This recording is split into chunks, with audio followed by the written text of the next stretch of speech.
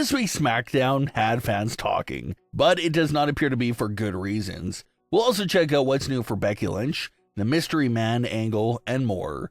Starting things off with the December 19th edition of SmackDown. This was a pre-taped episode of SmackDown that was actually recorded before Raw on December 15th. And the most shocking part about this episode of SmackDown that has fans talking about right now was its dullness from start to finish.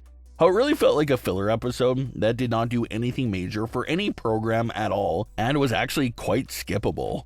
Fans believe the reason this episode of SmackDown's dullness is probably related to the fact that it was a holiday week and it was pre-taped. So maybe they were not trying to do anything major on a pre-taped episode right before their little break. So maybe that's why it felt like they were pretty much phoning it in with this episode of SmackDown. You look at the entire card from top to bottom, and there's not much of anything important to really discuss or theorize about. The biggest topic of discussion coming out of this episode of SmackDown is probably the shocking continuation of the Damian Priest versus Aleister Black feud. This is getting pretty insane, and the feud is starting to feel like it's a parody. Damian Priest and Aleister Black's issues with each other started way back in June, when Damian Priest did not appreciate Aleister Black picking on R-Truth.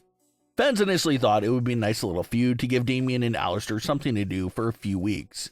But no one expected that feud to last 7 months and still be continuing going into 2026.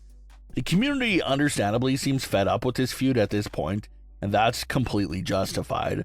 Like I always talk about when it comes to discussing forever feuds, it's not a knock on the talents themselves, but more directed at the writing and the booking. People love Damian Priest. He had a great run in 2024 and really became an established star in recent years. Same thing goes for Aleister Black. Fans love him. They were very excited for his WWE return and to see what he got up to this time around with the company. But if you put the both of them together in a feud that's surpassing 7 months in length, when nothing is on the line, nothing's at stake, and there's no story, well, fans are naturally going to turn against that feud because it's rough, long, and dull. And the really draining part is that there's been so many fake-out endings where everyone thought the feud was over for good, like the Last Man Standing match and the recent mixed tag team match where Rhea Ripley got involved, or when Aleister Black said he was moving on from Damian Priest and teased the idea of going after Cody Rhodes. There's been so many points like that where it seemed like this feud was legitimately over. Fans were looking forward to new things that Damian and Aleister could be moving on to next.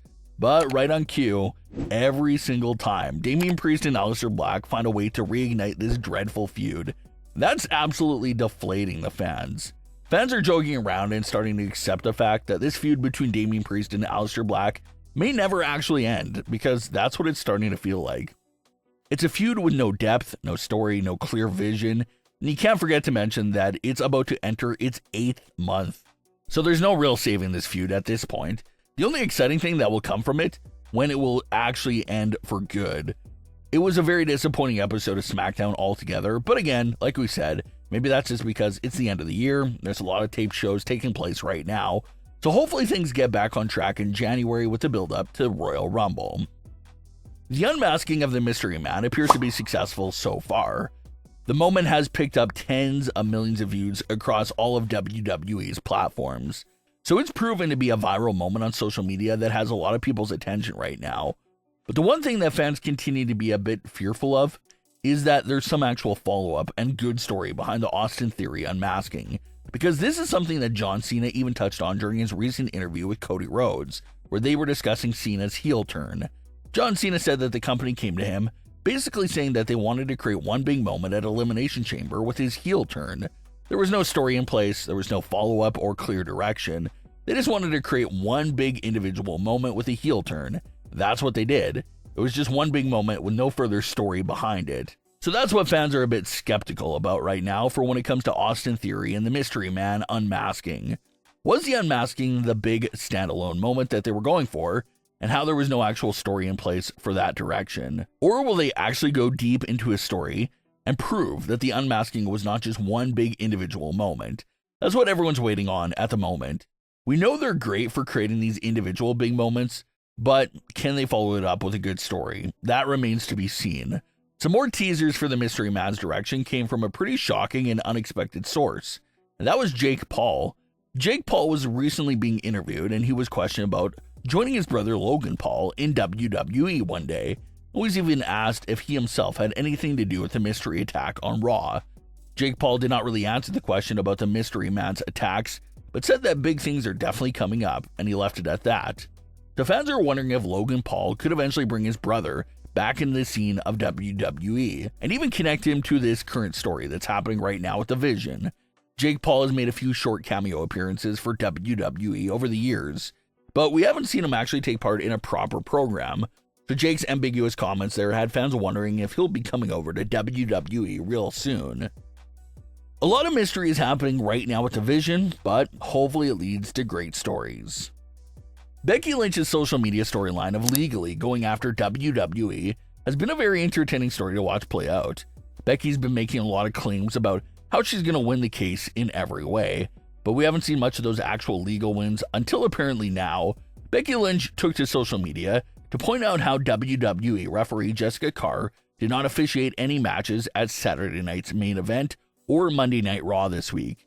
Becky's taking responsibility for that fact, saying that it was because of her successful court orders that Jessika Carr was not allowed to officiate any WWE matches this week. But Becky made it clear that she wasn't stopping there. Becky said that the next thing up for Jessika Carr should be a suspension from WWE. And it looks like that's something that Becky's still fighting for within this legal storyline. Becky's current situation with Jessika Carr is an interesting one, and it's something that we've been speaking about a lot recently because it's interesting to wonder if they'll actually be heading anywhere with this story.